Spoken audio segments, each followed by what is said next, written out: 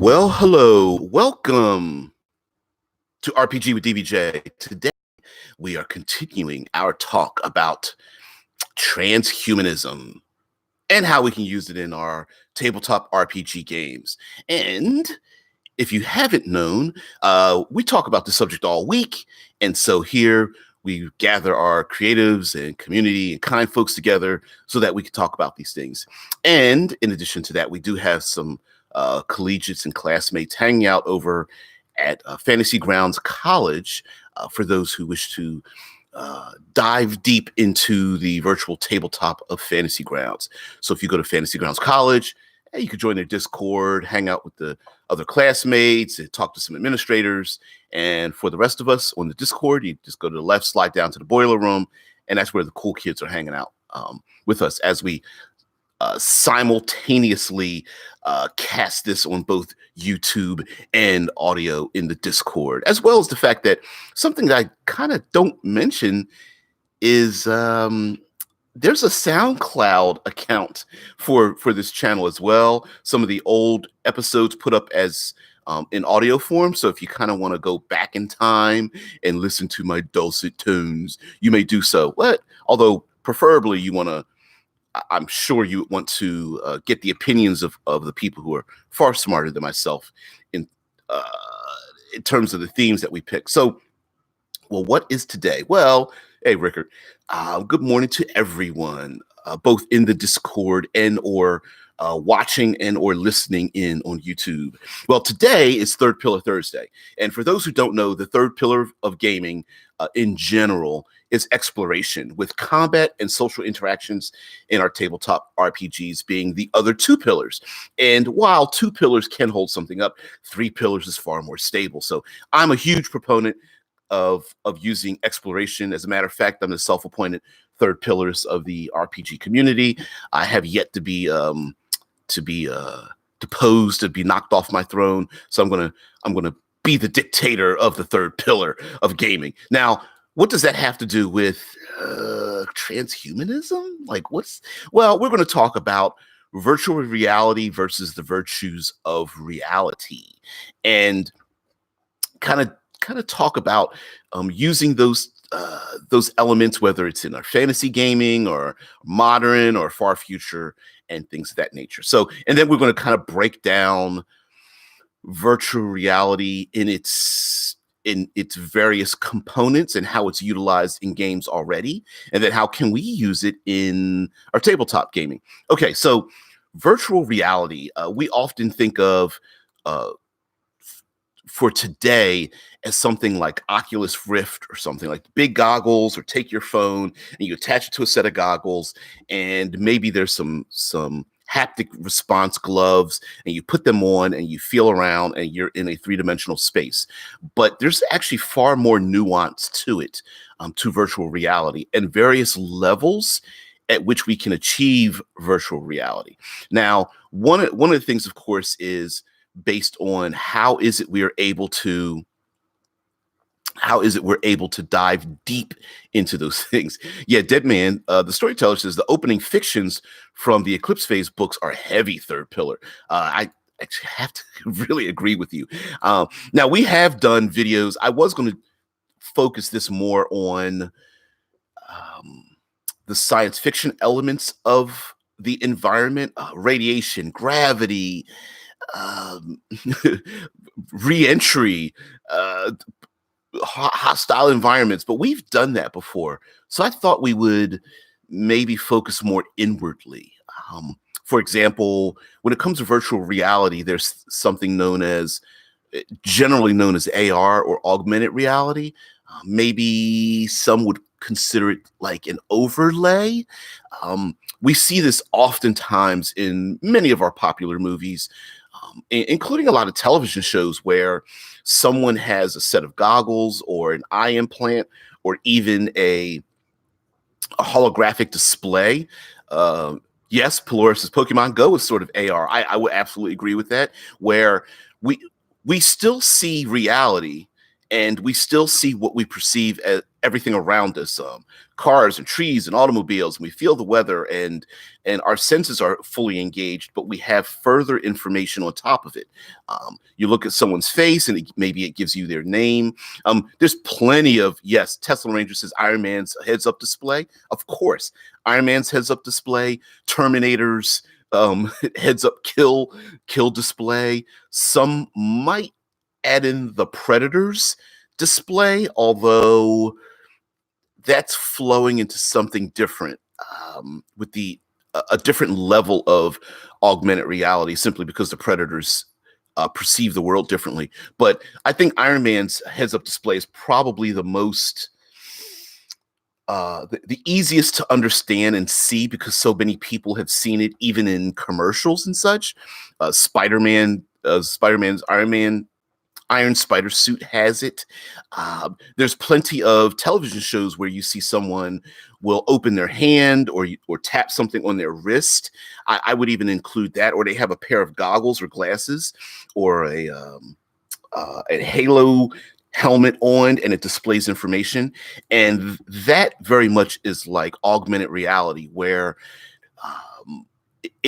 the augmented reality is combined with some other form, maybe some other kind of application, to give the individual even more information than what is available to their eyes and ears and such.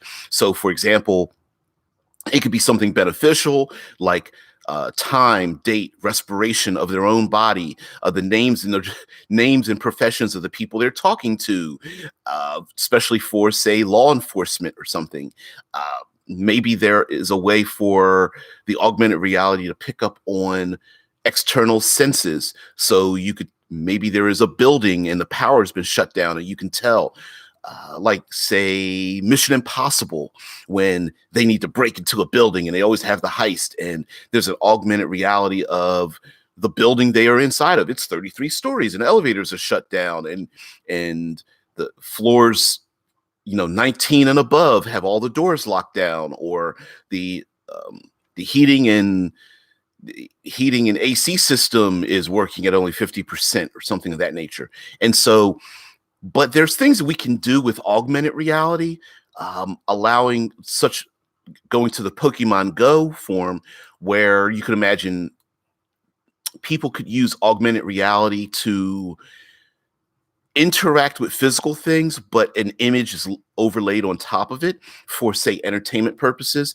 Maybe like yesterday, we talked about transhuman role-playing games, which you could actually go down a deep path with that. But kids could have augmented reality to play real cops and robbers, so that when they run around, based on how detailed or how much fidelity there is in the augmented reality, when you look at anyone else, they could be dressed in Halloween costumes, they could look like ghosts, or they could look like monsters, and kids could run away from adults and parents in the local mall or something like that, because they all look like zombies or whatnot, walking around buying groceries, and to them it's just like in a like a game that they can insert. Like, I just got the latest zombie apocalypse game, Zombie 8.6 or something. They're like, great, upload it to me. And then, of course, hilarity ensues from that. Dead Man Storyteller. Ooh, the YouTube channel Dust showed a character a couple weeks ago that had AR windows around his head that he could interact with. Definitely if you have any interest in computer graphics and storytelling and short story form, Dust, the YouTube channel Dust, is, oh my goodness, is excellent. You can really deep dive down in that. As a matter of fact, Dead Man, you can even stick the link to it in the Discord if you don't mind. I normally don't ask you to do that, but I'm sure you will. There's also the idea that the deeper you go into augmented reality, the more you can start to eliminate the things around you. So, for example, you could have a modern day example are silent parties. My niece came over last night, and she was talking about a silent party here at a place called Scully's. There are a lot of cruise ships that do silent parties. And hey, Scott, what's going on? The silent party is the idea that you'll see people have on headphones, and there's like the headphones glow with like LED lights on the side, and you can have two, three, four, five different DJs playing music. She said the party she went to had three DJs. I've seen cruise ships where they have at least two DJs, and you just click through to the music you want, so that, let's say, the color blue is like reggae or trap music or like country or whatever. And then the color green is another type of music, and the color red or yellow could be different types of music. And so you know that everyone's dancing to different music, but the person on the outside, if you have no headphones on, it's completely silent. So you're augmenting your reality with sound in this instance. And because you know that everyone with the same color, let's say blue, is glowing on your headphones, you know everyone else there that's wearing blue is dancing to the same music. Maybe that gives you a hint as to their choices of the kind of music they like. You can talk to that person, and when you take the headphones off, you don't have to scream to be heard. Get a drink, what have you. So in many ways, the Walkman is a way to augment our reality as well. There are many automobiles today that do that, but you can actually take, using that example, I'm sorry, about augmented reality, you're removing the external sounds and replacing it with a sound that is basically in your head, that is not the real sounds you hear outside of you. So augmented reality could do things like maybe change the things that we smell, change the things that we see so we don't normally see something. For example, an insidious version of augmented reality could be making visitors maybe to a space habitat, or visitors to a particular town not see the homeless population and how downtrodden it is, or not allow them to smell like the rot and urine and mold and feces that are around by augmenting it. There may even be people who don't want to see those things because, or they have a computer system that detects they wake in the morning and the computer systems realize that they biologically, they might be under stress. And so, could change their augmentation as they drive to work by giving them rainbows and smelling, fields of fresh flowers and such, even though they're stuck in traffic and they're breathing in smog and it's like raining outside, and could do that. So now, how can that relate to, say, fantasy gaming? Well, your most minor of illusions and alter self and those things that can cover up or change the appearance of things. I believe prestidigitation is able to do that. Even a little, I guess, thaumaturgy cantrips can do that as well, where instead of doing it as a deception, as like a criminal deception, people might even cherish the idea of changing their reality, because much of augmented reality is done by choice, right? Hey, I'd like to play a game, or I'm a police officer and I'd like to find this information about suspects, and such. So, and of course, that can be linked with many outside influences, right? The law enforcer that's looking for a criminal could be sent more information as an update. Oh, there's a third suspect we found. Here's their face, using your augmented reality for facial recognition. Here, we're going to search for the criminal. Or someone in the CSI department says, hey, I found fingerprints and I'm going to upload them to you so you can use your augmented reality to look at, maybe see things in a different manner. Now, let's go to the Predator, where augmented reality can allows you to maybe have something like night vision. That's an augmented reality. You're seeing in a different wavelength of light, or maybe even sound, or different wavelengths of light, ultraviolet, infrared, heat images, and things. And dark vision and detect magic would be considered augmented reality. Now, mind you, as we start to go deeper into virtual reality, our relationship to reality starts to fade away a little bit till we get into true virtual reality. And here's where, depending on your setting or what you want in your setting, or how deep you want to go into your setting, true virtual reality, the idea of literally like We've seen people like maybe take a plug in the back of their head or in their temple. We've seen the augmented reality suit. We've seen the augmented reality nodule placed on the side of the head, where literally the person goes into a sleep or coma-like state, or um, a neurological paralysis state, and they exist in another world, i.e., talking about the Black Mirror episode with the two gentlemen that go into the latest version of a fighting game and realize that, oh, there's more to life than just fighting. Oh, wow, wow, wow. So that's also the possibility of having like that virtual reality world. Now, I think, and I believe our resident eclipse phase expert will probably agree with me on this, that Dead Man, that um, we're never really told in many games, especially that have virtual reality, how convincing the virtual reality is. And the reason I believe for that is that some of us would feel that if virtual reality is good enough, much like the Matrix, that people wouldn't want to leave it. And remember, we kind of joked around about having tabletop RPG games in mixed with transhumanism. Uh, I guarantee you that the second most popular method of creating true virtual reality worlds will be tabletop RPGs. The first one's it's going to be porn, because porn always moves technology forward. But the second most popular is going to have to be tabletop RPGs. I mean, yes, we know video games. Definitely, video games will have their place, but the idea of being in a virtual reality world in which we can make any decision we want. Yes, they will be video games, but I believe that they will pull many, many things from our tabletop experiences in terms of interacting with the world. So then the idea comes in that, like, okay, so you have a virtual reality world. You can make that virtual reality world anything you want.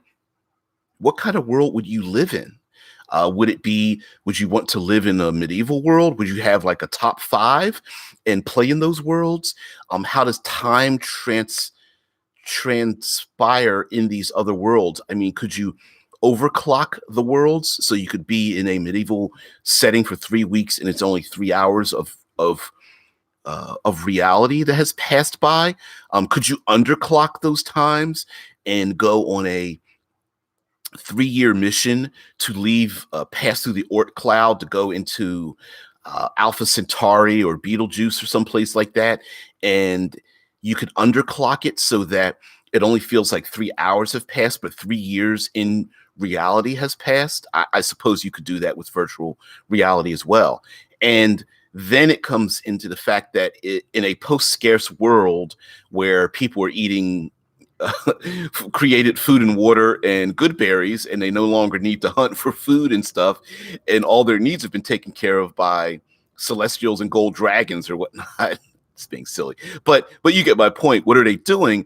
Are they all just plugged into virtual reality games and just, or not even games, but worlds, and just living that way? I mean, there's plenty of people who are, let's say, uh, the antisocial people in the world might enjoy virtual reality because they could be a complete narcissist, or they could be a megalomaniac, or a fanatic in whatever social, political, economic hodgepodge they choose to put together. I mean, sure, they could live in a world where, again, going down the dark path of pedophilia, virtual reality allows people to express the darker elements of their expressions in the worlds, and without really affecting anyone else, unless you claim that there's sentience amongst artificial intelligences within those virtual reality worlds.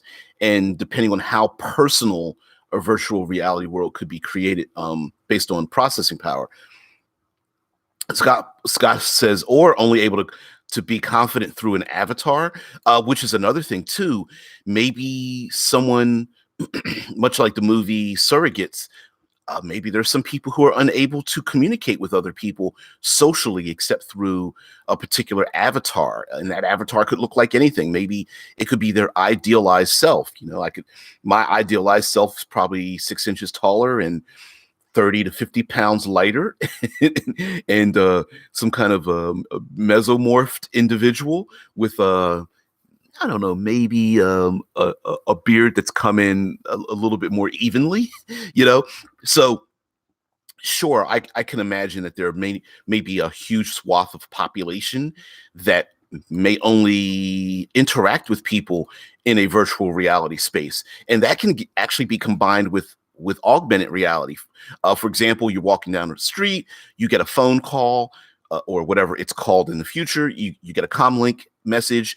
The comlink comes up, and you get a holographic image of one or more people in their holographic avatars talking to you as if they are standing in front of you. Maybe they are completely, between 4 and 7 feet tall, and you see their avatars. And of course, other people walking around you may be walking through their avatars, but you would maybe see them you could see and hear them and maybe even interact with them with a handshake or something, based on the haptic feedback, or if there is any haptic feedback in using, say, the technology, or heck, you could include that in the world of Ravnica, the medieval-ish mega city, plane-sized city of Ravnica, could have that where people are communicating with each other through like crystal balls and message spells and things of that nature, and it's acting as if it is augmented reality. Now, taking that to its extreme, it's possible someone could literally be thousands of miles away, and if all haptic feedbacks are feedback sources and senses, sensory input is completely ubiquitous. It's literally microscopic projectors and receivers everywhere, that someone could literally be thousands of miles away, walk around as a spirit form, and literally physically interact with the world. So someone could be let's say they are a mechanic, and that mechanic could be in an augmented reality spirit form, but they could look at, say, a destroyed car or broken down mecha, and they could use their augmented reality to be there in a virtual reality to help fix the machine and go on these adventures with everyone else, even though physically they aren't there. Maybe they could be affected by power surges, or maybe an automobile passes through their spiritual body, their projected body, and maybe that causes like distortion or something of that nature, which might equal their loss of hit points or something. I mean, you could even go that as far as that, where they try to avoid physical objects, simply because it's very the detail involved in projecting yourself thousands of miles away and interacting with the physical world might be a little bit difficult. But also, something that we often, and I guess we could have brought this up earlier, something we often don't bring up in, which is actually in the Eclipse phase game, but often is not brought up in many ways, is the fact that there sometimes is a dissonance between technology, right? An example would be, we have today is body dysmorphia and the uncanny valley. There may be some individuals that simply cannot use augmented reality or virtual reality because it's something about it that just wigs them out. It could just simply be discomfort. It could be where it's like watching the digital faces of fake individuals online or in movies. Some people just look right through it and they're like, it just looks fake to me.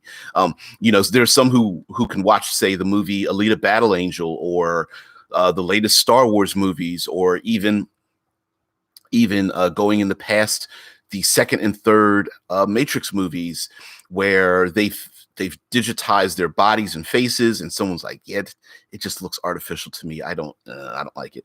Yeah, Dead Man Storyteller says the disadvantage of a virtual reality vertigo. Exactly. There may just be a population of people who just happen to have a dysmorphic reaction to it, almost like an allergy to technology, whether it's cybernetics or brain implants or um, augmented and or virtual reality. Maybe it just gives them headaches or they're unable to do it. As a matter of fact, in reality, I believe there were plenty of um, fighter pilots when heads up displays are used for fighter pilots in their helmets. And many of them started shutting off the input of information because the people who designed it in the beginning of using heads up displays figured, oh, well, the pilots are brilliant individuals. They probably want all the information they can get. And the pilots were like, no, that's distracting. Just give me the pertinent stuff. I'm shutting down the rest of it. So it became more important for them to have an external source, whether there are people on battleships or flying in other aircraft and on aircraft carriers, sending into their ear other individuals that they trust and being able to um, give the information priority levels to what information they're receiving. So there's also the idea of like augmented reality and virtual reality imparting too much information and too much, again, I'm going to use the word fidelity, where some people may want to rank, like really turn up the volume of how real it feels, the sensations, and others might go, I got to turn this down. I don't want to feel the heat and the light and the sounds and the wool sweater my avatar is wearing. I don't want to feel the scratchiness of it. I just turn it down, you know? And so that may be a thing. Tesla Ranger says, Luke, you switched off your targeting computer. What's wrong? Nothing. I'm all right. Exactly. I kind of, yes, it's the force, all that kind of business. But you're right, Tesla Ranger. There may be people who are like, listen, I get that I'm plugged into my automatic, my Gauss rifle or something, my automatic rail gun, and able to see down its barrel, and I'm getting like wind speeds and thermal imaging. But there might be other people who are very good at being a sniper or targeter, targeting things and going, I have to just use instinct. I have to go by my own, go by the seat of my pants, which maybe in the future, what we consider instincts might be a hyper realized version of mathematical formula working at a level that consciously we're not contemplating, much like people who are experts in certain types of sports, basketball, baseball. It could be the realization of a lot of math and information in bombarding the brain. And maybe one day we're able to decipher that and turn intuition in itself into a mathematical formula. That's always the path towards transhumanism. Who knows? But there's some pretty bad things we can do with virtual reality. Of course, we've got Matrix, plugging people into a fantasy realm and, just using their bodies or plugging their bodies away. There is the actual choice to do so. A whole society of people, individuals that have plugged themselves in mainly because, why use meat? We don't need meat. We can just use fusion reactors and solar energy and have ourselves virtual realities, and we can live any way we want forever, especially if we can underclock and overclock our experiences. Let's say human lifespan's only 187, but they could live thousands or even tens of thousands of years in these virtual reality spaces. As a matter of fact, I have an intro adventure for Eclipse Phase where the PCs are on a habitat that's spiraling down out of orbit and burning up into the atmosphere, and they are dumped into a virtual reality space that is overclocked. So each second going by is like an hour of their own time. And so they can actually see the flames outside licking past. And the PCs have to long story short, the emergency system um, has a uh, has a flaw in it because of the damage. So the PCs have to pick and choose the memories and the physical bodies that are available to them, and then they to escape in that manner out of the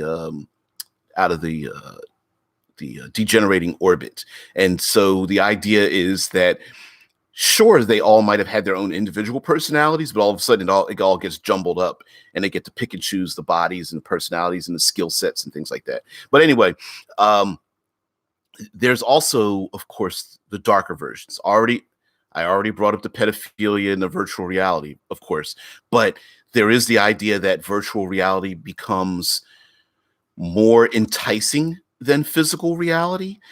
Um, Shadowrun's BTL chips, right? Better than life chips, where the or cyberpunk SimStims, where the simulated stimulation is greater. Its appeal is greater than the reality we have. So, for example, um, combining it with, say, the so-called limitation of synthesia. I'm pronouncing it incorrectly, of course, where there are people who can taste colors and, hear images and see music.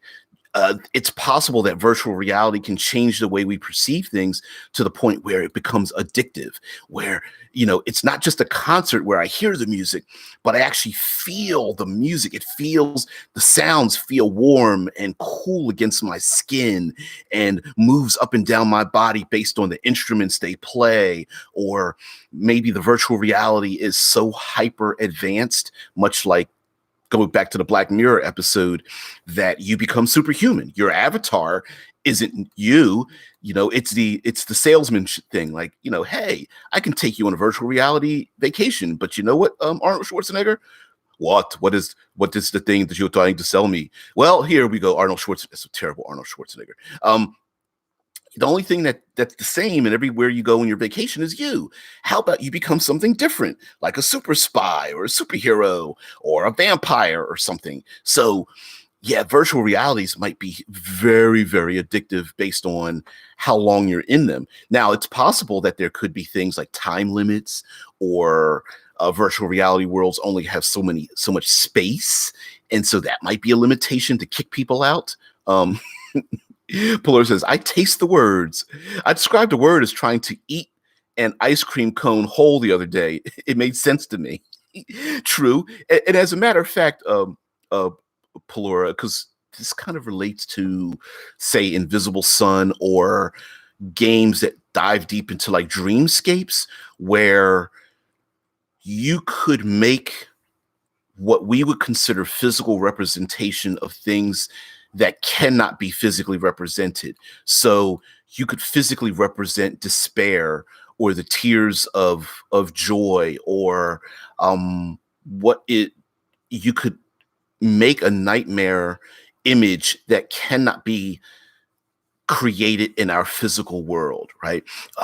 Much like the Cthulhu mythos, where Cthulhu and the creatures of the Cthulhu mythos cannot be seen, comprehended. They are more or less described as nightmare images that drive you insane. We can't imagine that now, but using enough high AI with enough information, they could create a nightmare image that could literally drive you insane based on that image. The word was gesticulatory, by the way. Am I pronouncing it right? Gesticulatory or gesticulatory? Scott says, what was that Bruce Willis movie? It was Surrogates. Bruce Willis movie. Everyone had bodies they would jack into so they could be who they wanted, while at home, an out of shape, stinky, greasy real self was something to cheer at home. It was Surrogates. Another one of those terrible execution, great idea movies, much like many of the Arnold Schwarzenegger movies, The Sixth Day and Total Recall, where you go, I think you could have went a little deeper with this, or at least expressed it a bit better. But that was the movie, Surrogates. And now, of course, if you went away from virtual reality, we do have ourselves. I mean, Polaris's Wally is sort of like that. Yes, with the people in the chairs and Wally going about doing, Wally's thing of, trying to clean up the planet, but the people are stuck in chairs and around them is just virtual reality. They don't need to move away from that. And even in medieval gaming, I mean, prestidigitation, thaumaturgy, magic, I mean, mage hand, a minor illusion, you're done, right? You could just sit back. I'm thirsty. Mage hand brings over a drink. I want to see something. I want to see some entertainment. A little minor illusion in front of you, right? It's like, yeah, you could very much imagine people not having to leave their seats at all to do anything. Deadman says one of the characters from the show Alphas had synthesasia, and what is whatever. Sorry, something popped up. And it gave her superhuman abilities to sense things by lessening her other senses. Yes, as a matter of fact, I'm going to give you a bit of trivia.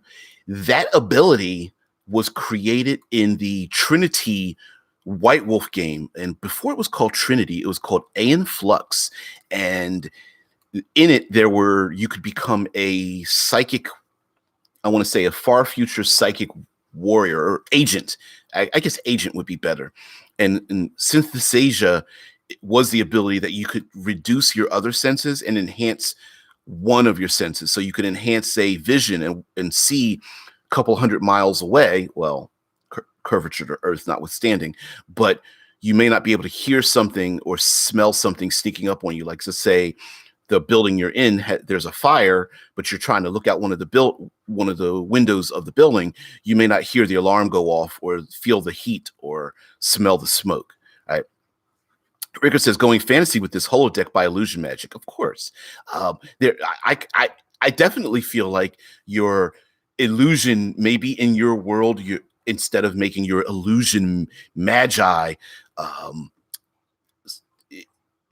enchantments and illusions, people who use those would probably be feared in a medieval world, right? You can affect people's minds, make them see what they want to see, unless they are selling their skills. Come into my den of inequity. I can show you things your heart's desire, and people may pay to do that. Or maybe the nobles use that to engage in some of their darker their darker impulses and such and get away with it, right? Plura says there's a game called Sunless Skies where these therapist people take on the form of someone so you can confront them or confess to them or whatever. Very surreal setting. I absolutely feel that virtual reality would be therapeutic. You could upload, and mind you, this depends on what kind of information you have, right? Could you have an illusionary landscape combined with, say, speak with the dead, so you could speak with some of your loved ones, or some kind of raise the dead or spiritual people that you could go back in time to the point where you felt guilty because you were a child and you ran away when one of your best friends was killed by a great monster, and now you're able to confront them as an adult, and you feel the guilt from it, or yeah, of course. And would there be people that might be addicted to it, much like we imagine fey creatures and ghostly undead, hypnotically affecting you, vampiric creatures, Cthulhuoid creatures, maybe even fiends, and even celestials, putting people into a virtual reality state to see what they want to see, while around them physically other things are happening. I can imagine a fiend, or it's like a succubus, incubus, would use lots of magic to convince people to come to their side by giving them an image of, what, all this could be yours. And you show that to them, and they can physically, in their minds, of course, physically interact with something, and they never want to leave. Rickard says you could have various runes or crystals that can be plugged in to run various programs. Yeah, punch card runes, of course. And would that be let's go back to Ravnica. Would that be in a setting like Ravnica? Probably. I'm sure there'd be a red light district where you have plenty of those things, or maybe the individual who sells their wares in their wagon, moving from village to village or city to city, and going, yeah, I have a little box here, and you can purchase any of my crystals, and you just open the box and stick the crystal in, or maybe there's a cube that you unlatch and unlock, much like the Hellraiser cube. Um, how to pronounce synesthesia? Syn- Thank you, Dead Man, for making me ruin that word. I'm not going to click it right now. I know it has the audio thing, but yeah, exactly right. I'm sure there would be a virtual reality world in which I pronounce every word correctly the moment I see it and hear it. Now, how can we use virtual reality in our tabletop games? I'm sure we could. If you want to, you could insert a mini game, so you could have player characters who have other abilities in an illusionary virtual reality world. We talked about this before, where going to another plane of existence, or maybe a dreamscape or something, that, oh, my three physical attributes don't count, but my three mental abilities, replace my physical one. So that happens in this other world. You could also, maybe you're a fan of a particular game, and you could say, well, my PC, I don't know, a gun-toting PC is a, small hentai girl in his own virtual reality world with other abilities or something. Rick says, sorry, man, that's not virtual reality. That's a wetware implant. Yeah, it sure is. Blitzball. Think underwater soccer. It's from Final Fantasy. I didn't think about that. Yeah. There's so many, and our definition of what virtual reality is our definitions might be different, right? For example, some would say, well, if I plug myself into an artificial world, that might be virtual reality. Some may even really stretch the limits. For example, the television, well, here in the States, the HBO television show Westworld, some may consider that to be virtual reality.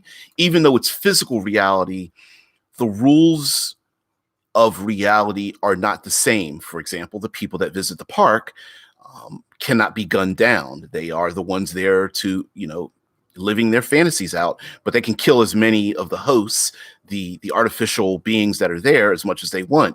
And there's a meta narrative in the physical world, which in many ways you could have a world where, or let's go for tabletop gaming, right?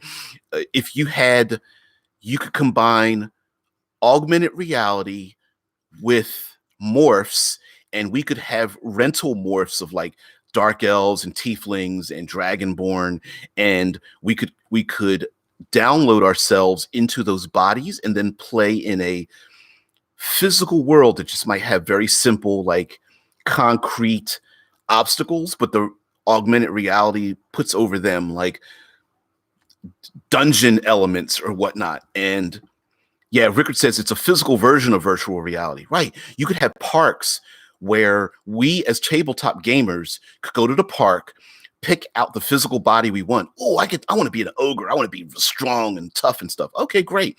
And then everyone agrees to have the same overlay, the same augmented reality. So the park might simply be like, imagine yourself like a paintball park, or combined with a skater park, and it's just a bunch of empty buildings and maybe some dirt, some concrete, some blacktop. But when you use your overlay of augmented reality, there's like dragons, and there's a hellscape in front of you or something like that, and everyone can go in, and everyone can feel the physical harm to their morph of getting, say, blasted by a dragon, even though maybe the morph isn't suffering that damage.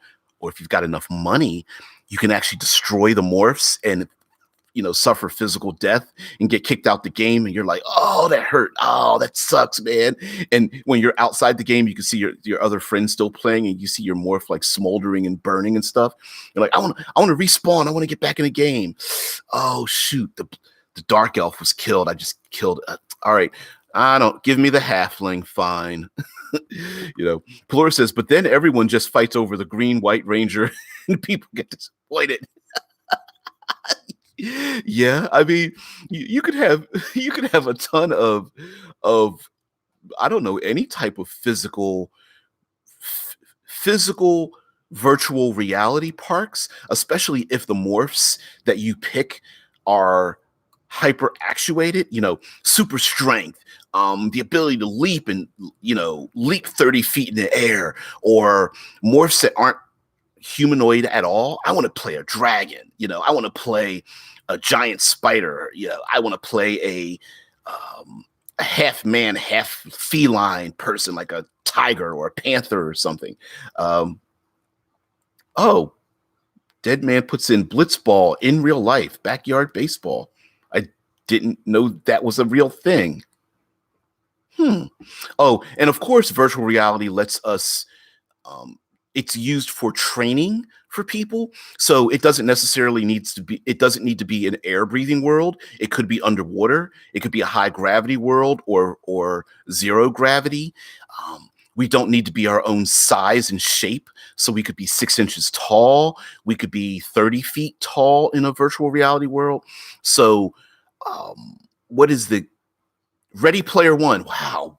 I cannot believe I couldn't remember that for like 40 minutes. Anyway, Ready Player One, probably the pinnacle of computer graphics technology, CGI in a movie, but Ready Player One is a good example of the idea of a society of people embracing virtual reality and living out their lives as an avatar in that world, and then meeting those individuals and finding out like you're not really like your avatar, or wow, you really are close to your own avatar, aren't you? Now, of course, there's the movie Avatar, which doesn't really not quite relate to virtual reality, except in the sense that the scientists are inside of morphs, so they could communicate with alien creatures and such. So that's a possibility as well. And then there's a little bit of augmented reality in it, because when they get to the planet, they get to the planet and then are able to, I guess, jack into this spiritual realm of this planetary system. So now, of course, an insidious thing in virtual reality, and we've seen this in the earlier episodes of Black Mirror as described there. Altered Carbon does this as well. If you, for example, accept the fact that your spirit can leave your body, right? You can download your consciousness into a cortical stack. There's no guarantee you're going to be downloaded into the body you want. You might be put into a virtual reality room to be questioned, i.e. tortured or locked away or overclocked. So you spend thousands of years inside of basically a white formless room, pulling that from Black Mirror, where the woman gets a copy of herself. So she makes a virtual copy of herself. She wakes up. She thinks she wakes up in a white featureless room. She's asked to do very menial tasks. She doesn't want to do those menial tasks. And by overclocking the time, she's bored to death, but can't go to sleep. She has nothing to do, and it's driving her insane. So just doing simple things like making toast and phone calls and waking up herself in the morning, because the copy of herself is herself and would know all the things she wants and needs, and her desires, becomes basically a virtual reality assistant, you know? If Rickard says, well, it is kind of, I mean, they project themselves into the blue giants. Yeah, I suppose, again, definition, right? Since it's something that doesn't quite exist in our world, could you stretch that to that limit for that individual? It could be virtual. Yeah, Dead Man, the creation of a muse. Yeah, how horrible is that for us? We're like, oh, it's just an assistant, big deal. But the actual creation process is pretty much torture, and voluntary torture of yourself, and yourself doesn't realize that you've just chosen to torture yourself. kind of weird. Pelora puts into the Discord over at Fantasy Grounds College. The game in this is Blitzball that I was referring to. It's not VR AR, but there's a reason you couldn't make it big. Oh, of course I can't project that or watch it right now, but I think that Blitzball. I've always loved Frisbee Saw when I played that as a kid, but whatever. Now, how virtual realities are used, i.e., altered carbon and torture, the idea that you could be placed in a virtual reality loop over and over again, is also a problem, right?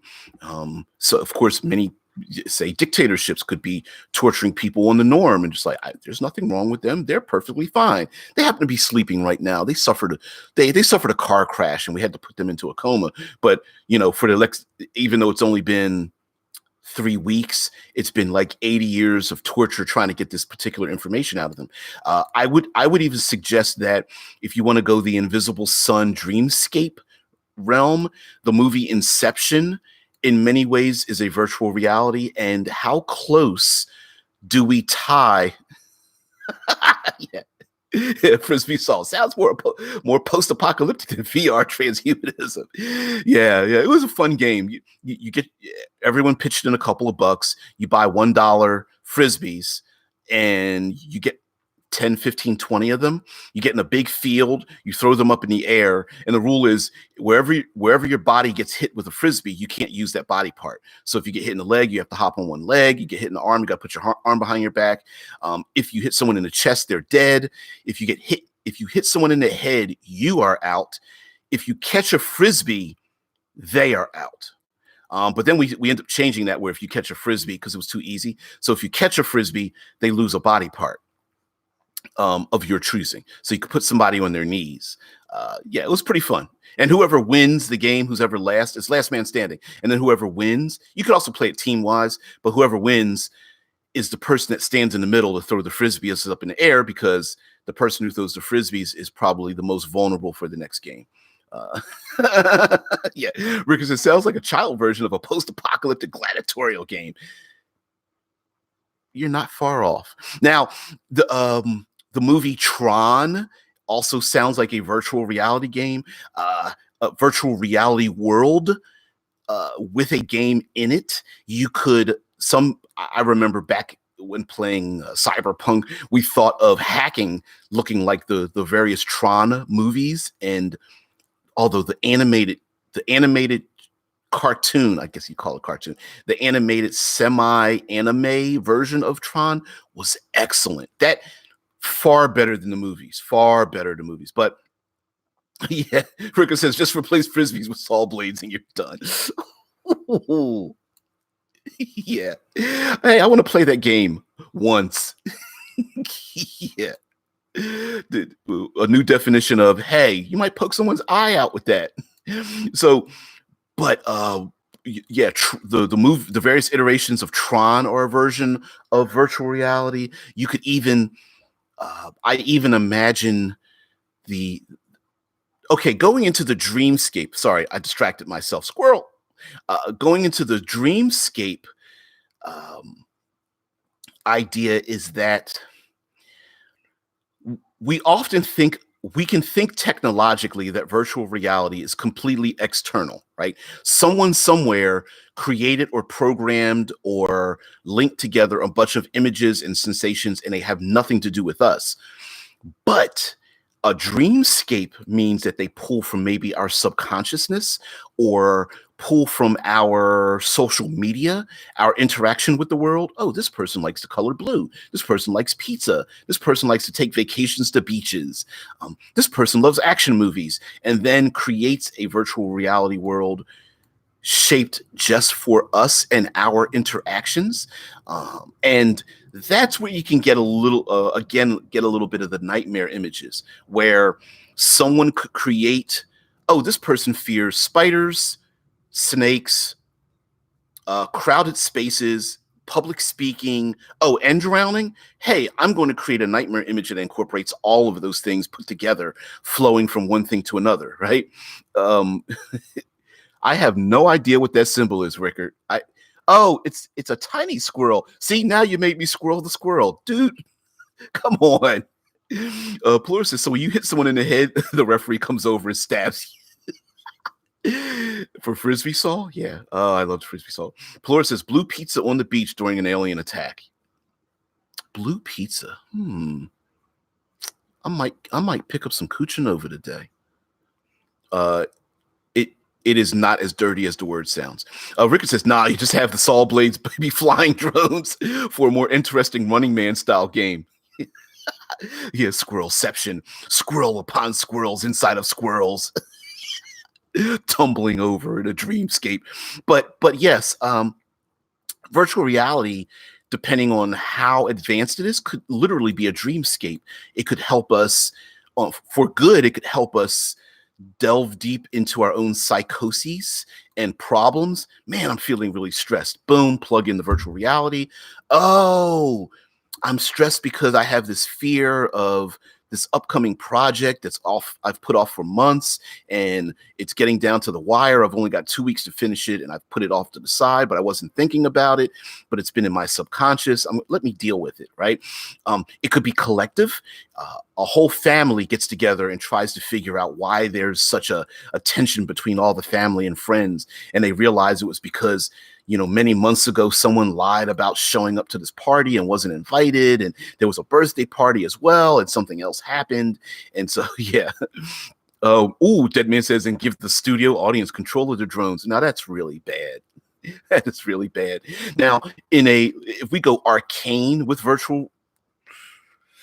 mixing the virtual reality, you could have an arena where the spectators are all completely protected. But if you are in the arena controllers can create a physical representation of anything they want within the arena, much like the holodeck, but it's real and physical and you can touch it.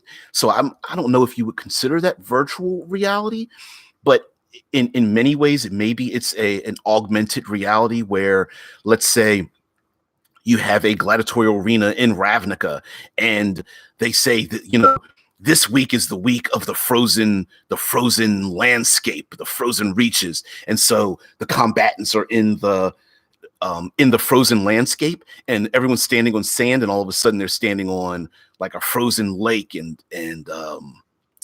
with a blizzard and snowstorm, and the ice literally is flowing in one direction, and when it hits the stone walls of the arena, it just disappears into the wall. I could see that, or floodwaters, and maybe there's a raging river, and everyone's trying to keep from going down the raging river while fighting off their enemies in the virtual landscape, but the water's just flowing away against the wall, right? It's not affecting anyone on the outside. Maybe they're getting sprayed with some water because they want to enjoy that kind of stuff. But who knows? Yeah, studio audience controlling the drones with blades on them. Oh man, yeah, a new version of survival of the fittest or something. Esports on at 11. Yeah, Rick says, speaking of Running Man. Rendered versions of games, so you could have virtual leagues of sports, so you could follow your favorite VR team. Yes. So it goes on to say, so VR being consumed outside of VR by the masses.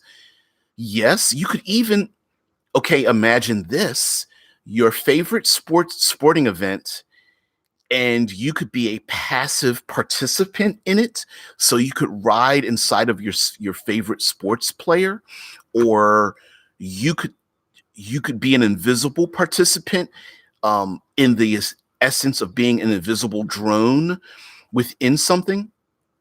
Or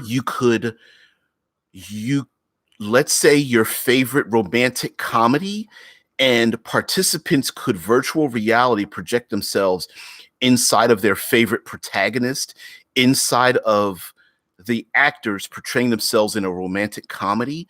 And so millions of people could participate in a movie where the actors are, or maybe it's not really a movie, it's a play of sorts, and they can feel the sensations and the emotional context and feel themselves saying the words, maybe even popping back from person to person. And I could imagine they wouldn't be movies. These people would be portraying themselves as those individuals and such. Oh, the heraldrics. We've come to the end. Hey, baby, love you. Have a great one. So again, we've come to the hour. We could talk about this for hours. Rickard says, like the blitzball game, have each of the blitzball teams be completely virtual, but the stadium itself is physical and people physically go to matches. I could see that. They're happening on Mars, but people show up on the moon and on Earth and say Saturn to watch the game. So they show up at an arena, and using their own virtual reality interfaces, they're able to see the games in an arena context. So it's like they're physically there. Yeah. Hell yeah, I could see that. Deadman says Shadowrun had urban combat where characters played as fighters playing a football rugby-esque game. Yeah. And because you could tone down the physical harm in virtual reality, people could physically be harmed, or if they're running around in morphs, they could physically be killed and still survive. Like maybe like video games today, there may be virtual reality game players who, like surrogates, have physically, when you look at them physically, they have no physical ability. You know, they're like me. They're a little bit overweight, kind of pudgy, short, whatever, right? But I might be one of the greatest players because I have my choice of morphs. I'm great in these games. People love to follow my virtual reality exploits. I have my top 5 morphs that I pick in these games where I play in these rugby-esque kind of like Mortal Kombat styled games and such. And there might be some great players who are known. They are known because of their virtual avatars. But when you see them, they're maybe walking around with their virtual avatars nearby them, right? They might be a head and a half shorter than them and 50 pounds lighter, but their virtual morphs are these like powerful beings with like green skin. You can see like the cybernetics like poking out of their skin, and there's like one cyber eye, and they're like, hey, Death's Head is playing his throwback version of his cyber orc, and so everyone's like, yeah, he's playing the cyber orc this time. Like, I don't know, the cyber orc isn't really fast, but he's tough. This is kind of an endurance thing, man. I think it's great that he picked the cyber orc this time around. I can imagine that being a thing. And we didn't even talk about making this into tabletop games, but all the things got to get back to work. So do I. Hey man, Rickard, have a great one. But lastly, all of the situations we're talking about could be shaped into the PCs needing to get involved in these virtual reality games to maybe, well, thank you. Thank you, everybody. Take care. You could create a game where, in order to speak with someone to get certain information or to unlock a piece of information, much like Ready Player One, where something simple as, say, a Rubik's Cube itself might be a piece of digital information that is represented by a Rubik's Cube, but it's really a code to get it, to do a black hack on a computer corporation or something of that nature. Also, the PCs might be trying to earn money or favors, or someone they need to speak to is like, I'll work with you, but you have to participate in one of my games. And the PCs are rolling their eyes like, really? Okay, fine. I'll participate in your, whoa, this is a killer game. Jesus, So anyway, guys, thank you for joining me. Tomorrow is Future Friday, which we've already talked about the future. Maybe we'll go a little further into the future. But anyway, and I think the dragon should probably move over a little bit, but even moves over, he might be blasting me in the head. Anyway, guys, thank you very much. Everyone, take care.